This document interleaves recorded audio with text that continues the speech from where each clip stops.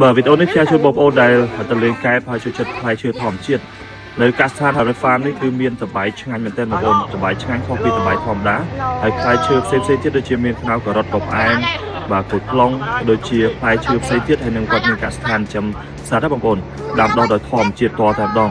ហើយកាសស្ថានរបស់គាត់គឺធំមែនទែនទៅជាប់ជាមួយនឹងជើងភ្នំវល់ក្រុមកែបនេះតតែម្ដងហើយពួកខ្ញុំក៏បានជិះម៉ូតូកង់4ជាមួយនឹងមួយក្មួយកូនបាទជិះជុំវិញចំការរបស់គាត់ហ្នឹងដើម្បីទស្សនាពួកចការធំបងប្អូនណាចការធំមានចការតបែកហ្នឹងក៏ដាំធំមែនទែនហើយជាលក្ខណៈធម្មជាតិហើយឆ្ងាញ់ខុសប្លែកទេបងប្អូនខ្ញុំរីកមិនមែនទែនបងប្អូនណាចូលចិត្តផ្លែឈើធម្មជាតិតបែកនេះគឺឆ្ងាញ់ផ្អែមមែនទែនហើយបានភ្លក់ផ្លែឈើជាច្រើនហើយក៏បានទិញយកមកផ្ញើអ្នកផ្ទះហ្នឹងក៏ច្រើនដែរផ្លែឈើហ្នឹងណា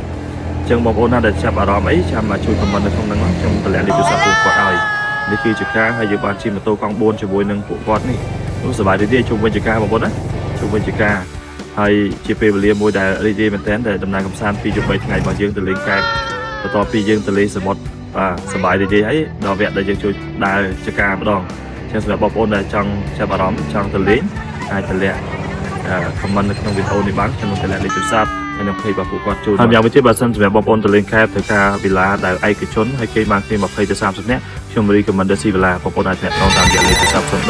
7163 3បានសូមអរគុណ